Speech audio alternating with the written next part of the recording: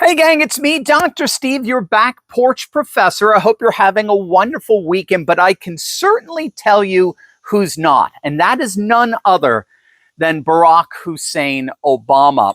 What I'm about to show you will change everything you thought you knew about the Russian collusion hoax.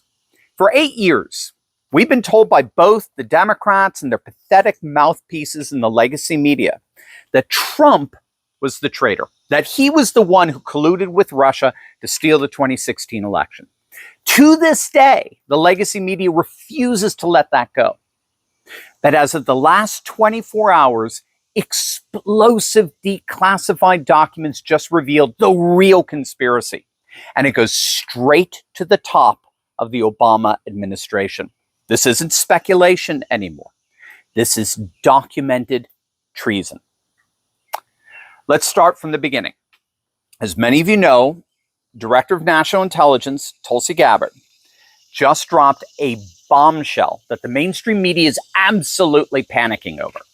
She has officially referred Obama administration officials to the Department of Justice for criminal prosecution. Yes, you heard that right. Criminal prosecution for what she is calling, quote, treasonous conspiracy.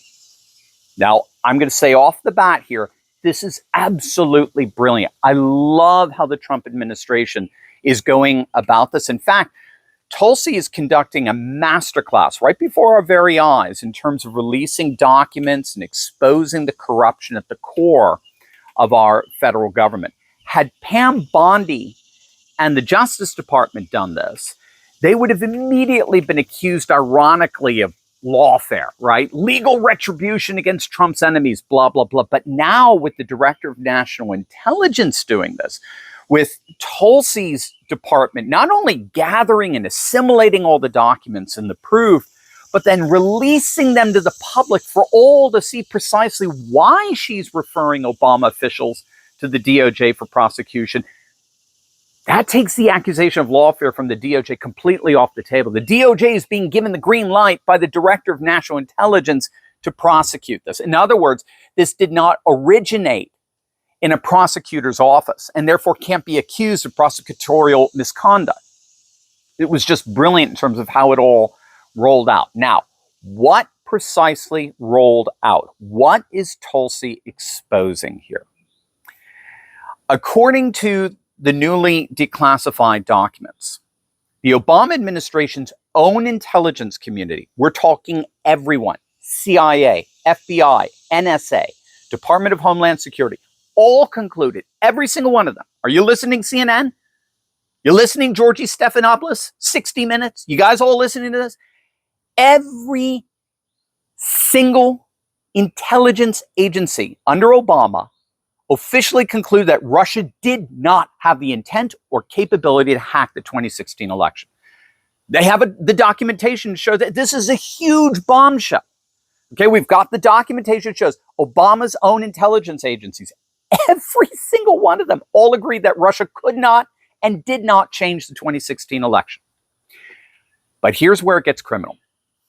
On December 9th, 2016, Obama called a secret meeting in the White House Situation Room. Again, we have the documentation. Present were FBI Director James Comey, Andrew McCabe, the Deputy FBI Director, CIA Director John Brennan, James Clapper, who was then the Director of National Intelligence, who, by the way, had helped author a memo affirming the day before this meeting that there was no viable Russian interference in the election.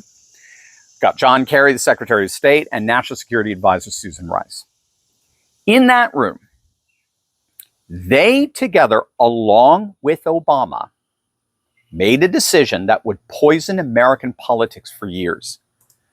They decided to manufacture fake intelligence that directly contradicted their own experts. A presidential daily brief was drafted on December 8th, the day before the meeting, stated clearly that Russian actors did not impact recent U.S. election results.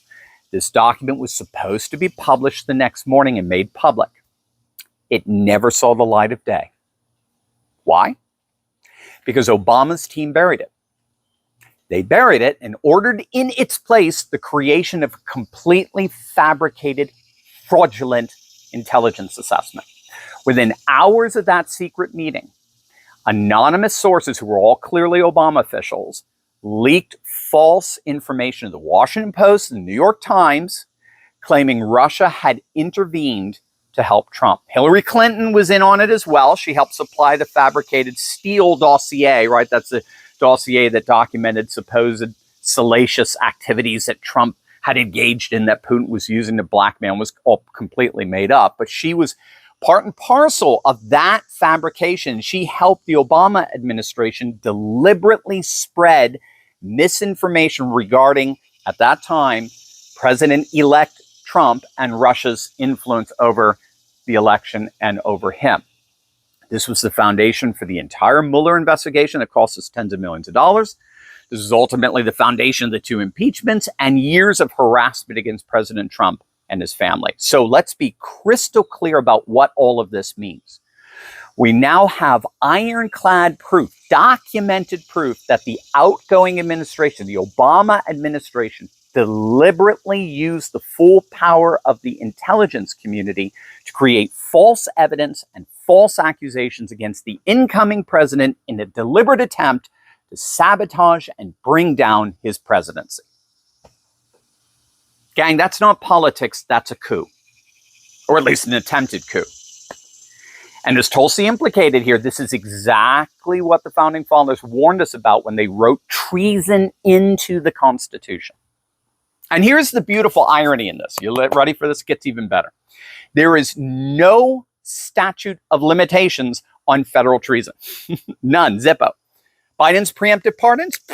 Done. They don't cover crimes that weren't under investigation at the time. James Comey, John Brennan, and potentially Obama himself could face the justice they've avoided for 8 long years. Tulsi Gabbard has done what Republicans have been promising for years. She's actually taken action. These documents are now in the hands of Attorney General Pam Bondi, and for the first time, we have a real shot at bringing these nefarious actors to accountability. Now, speaking of that, we have to talk about the 500-pound elephant in the room here, or better, the 500-pound donkey in the corner. As horrific as these revelations are, they're clearly treasonous, they are clearly conspiratorial. As horrific as these revelations are, gang, we have got to come to terms with the fact that there is no DC jury imaginable that would ever convict Obama or his inner circle. None. Our good friend Rich Barris has been pointing this out on X.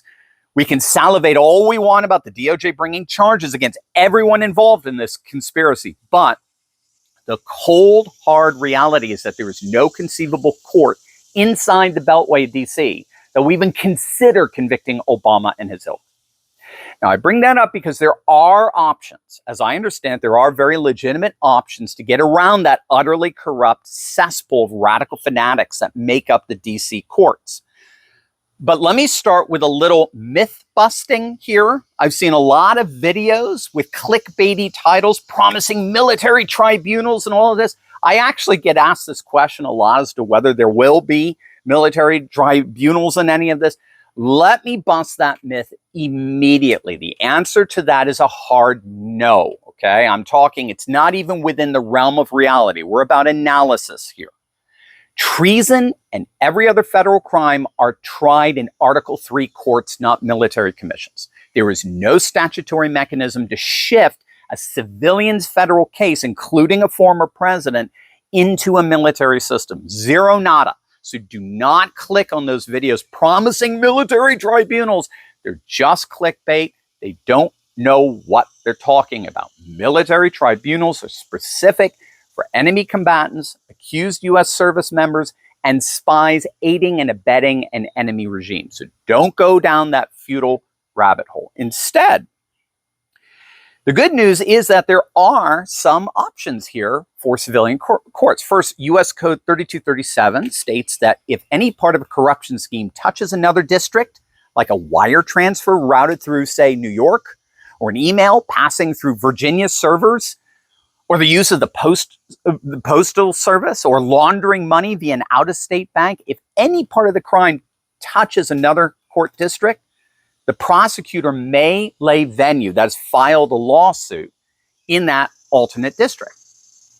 Now, the clear advantage here is that because they were spying on Trump while he was campaigning and deliberately trying to interfere in a national election, that opens up all kinds of possibilities of charging everyone involved, including Obama, in almost any court venue. That's one possibility.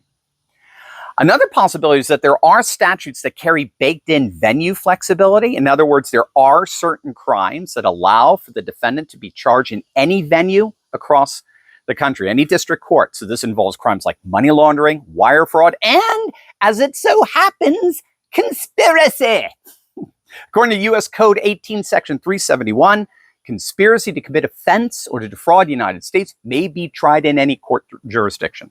And already we're seeing Tulsi has underscored the conspiratorial nature of these crimes, these alleged crimes, I should say, committed by Obama and his inner circle against President Trump. So that's another option. So you got the multi-district option where you can try the defendants in any jurisdiction, their crime impacted. And then you've got the specific crimes that are allowed to be tried anywhere in the country, with conspiracy being one of them. There is a nuclear option.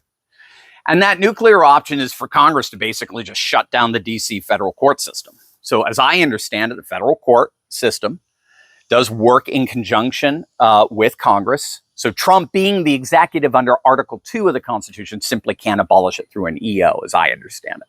You need Congress to act. You need Congress to acknowledge, in this case, that the court system is incurably corrupt. It's a Democrat cabal. It's designed to allow the Democrat deep state to operate with impunity.